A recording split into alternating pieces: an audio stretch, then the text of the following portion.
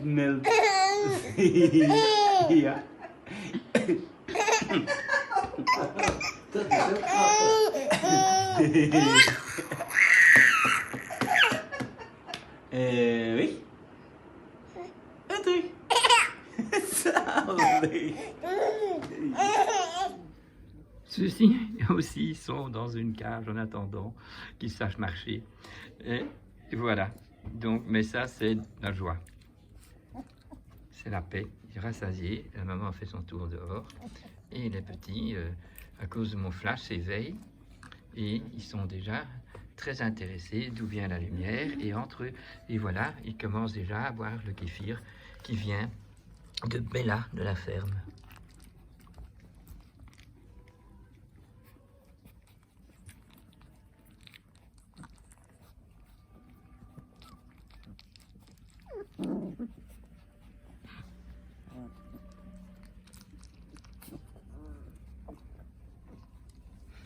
Pied dans le plat. Bonjour. Eh bien, quel beau temps aujourd'hui. Le vrai printemps est là. Que c'est beau. Dans cette luminosité, notre Margot ici et sa petite. Alors, tu viens. Marique, viens dans le soleil. Hein? Ok.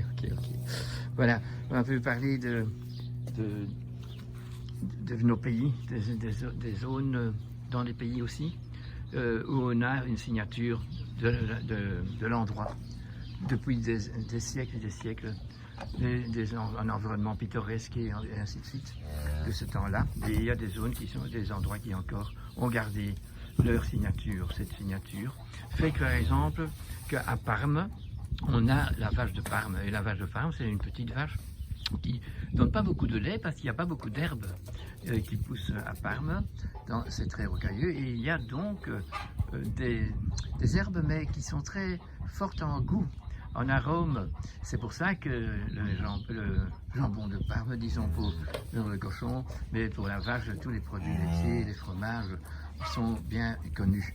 Mais pour pouvoir produire plus, voilà ce qu'on a encore fait. Hein, pour produire plus, nous avons dans ce pays plus qu'un troupeau de vaches de Parme qui est original et tous les tonnes de produits laitiers qui sont faits à Parme vont être produits par des vaches qu'on va chercher dans des zones où il y a beaucoup d'herbes. Donc, vous comprenez bien que pour avoir le goût qu'il faut, on doit rajouter ça aux produits laitiers, au fromage. On rajoute carrément des arômes pour redonner le goût. C'est quand même un peu grave hein, que pour la production, pour le lucratif, on diminue la qualité et c'est donc trop dommage et que c'est officiellement pas autorisé, c'est simplement légiféré. Et c'est comme ça que toute notre société, après la Deuxième Guerre mondiale, a commencé à travailler pour la bourse. C'est absolument une chose que nous devons essayer de revoir en s'associant de nouveau aux zones où on habite. C'est ainsi aussi, par exemple, avec les chiens. Quand vous habitez dans la haute montagne du côté de Saint-Bernard ou dans les Pyrénées ou encore dans toutes les belles montagnes que nous avons dans tous nos pays, nous avons des races qui se sont créées là par la nature, par le fait que les humains vivaient et travaillaient dans leur terroir et donc le chien est là est vraiment adapté à vivre là. Alors les gens qui veulent avoir un Saint-Bernard pour sa beauté et qui habitent à la mer, ils font du mal à cette bête. Vous voyez, c'est pas chouette, Par contre, il y a des chiens qui peuvent aller partout. Tous les chiens qui se rapprochent très fort du loup, hein, donc les bergers allemands, alsaciens, les bergers belges, enfin ceux qui ressemblent les colis, les grands colis, l'acier Bessie on sait encore d'Angleterre, d'Écosse, et bien tous ces chiens-là peuvent aller un peu partout parce que ce sont des chiens qui peuvent encore se spécialiser dans une tâche bien spécifique sans devoir spécialiser leur corps, tandis que les chiens de montagne, par exemple, ils ont des corps qui sont capables de rester là dans le froid tout en haut et doivent donc empêcher les loups de venir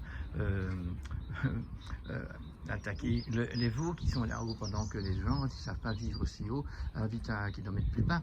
Et donc ces chiens-là ont des arrière-trains. Ils ont même aux pattes arrière un doigt en plus, même parfois doublé, pour pouvoir ne pas glisser dans la montagne et pouvoir monter sur la neige. Donc ce sont des attributs qui sont venus pour pouvoir s'adapter au travail que les gens d'une région ont à faire. Et donc ces chiens-là, quand on les met autre part, c'est vraiment pas du bon.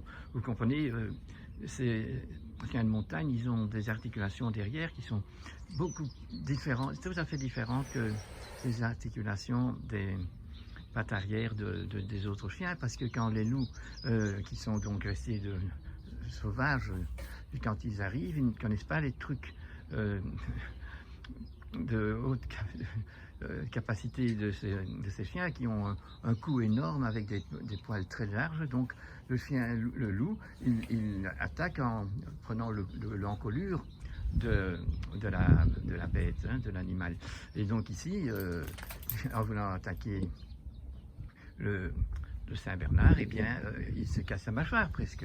Et quand un loup est bien placé, eh bien, il fait un coup de ses hanches, et donc le loup tombe sur son flanc, et là, avec ses dents, ses canines bien placées, qui sont juste aux endroits où sont les carotides du loup, eh bien, il serre une fois notre Saint-Bernard, et le loup est mort. Et s'il est blessé, ben, il s'enfuit caille-caille, et le lendemain, le fermier retrouve toutes ces bêtes en bonne santé et un cadavre de loup, ou même parfois plusieurs. Donc c'est tout dommage. Et alors aussi, l'odorat de ces Saint-Bernard, qui peuvent sentir à 2 mètres de profondeur après une avalanche, qu'il y a encore quelqu'un qui est en dessous.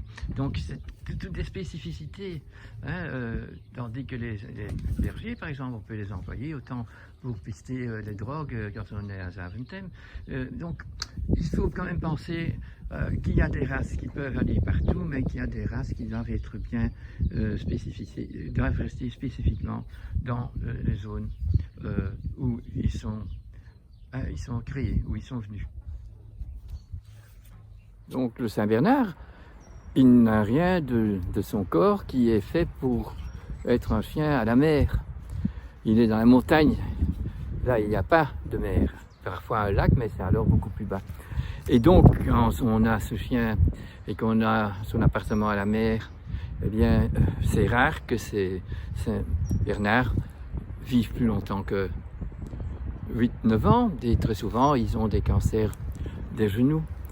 Donc il faut quand même penser à l'animal, comme avec la vache de Parme, elles n'ont pas de prairie, elles sont toujours à l'intérieur, parce qu'il n'y a pas de prairie. C'est pour ça que les vaches de Parme sont des petites vaches qui, elles, mangent le peu d'herbe qui est donc très concentré en arôme, en goût, et pour ça qu'on a ce grand nom du fromage de Parme. Voilà, mais pour ça, les bêtes doivent vivre dans des situations qui ne sont pas du tout les bonnes, parce qu'on prend donc des vaches de pays où il y a beaucoup d'herbe, la Hollande, l'Angleterre, l'Écosse, de la Flandre, et ces vaches qui produisent beaucoup de lait ont besoin de beaucoup d'herbe. Et voilà, alors quand on fait du fromage avec ça, on fait du bon gouda, et on peut le faire vieillir aussi, mais ça n'a pas la même chose, c'est pas la même renommée que le fromage de Parme.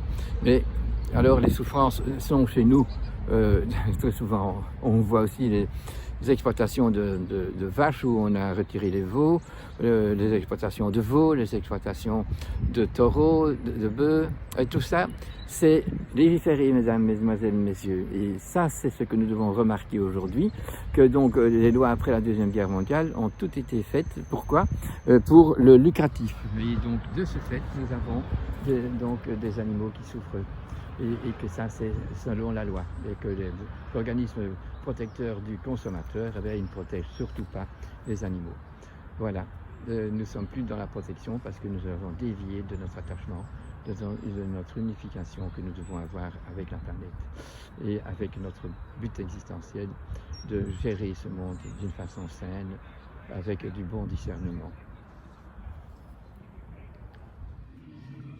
Et voilà, encore de Parme, maintenant c'est les cochons.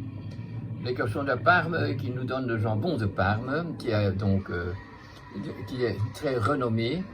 Eh bien, si on va voir comment c'est fait aujourd'hui, et pas comme c'était dans l'histoire, quand c'était encore tout à fait artisanal, eh bien, où les cochons étaient dehors, mais voilà comment ils vivent maintenant.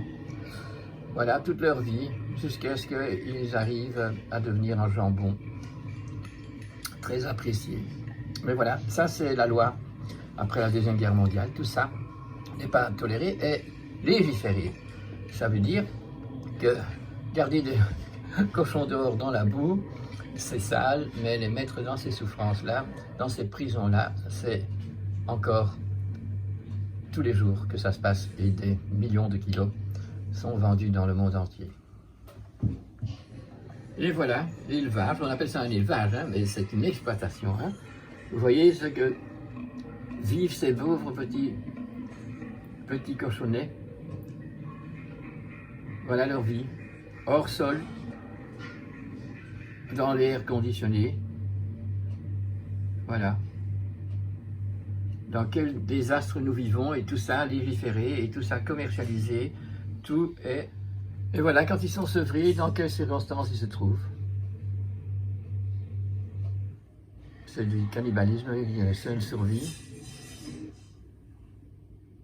Et voilà tous les cadavres.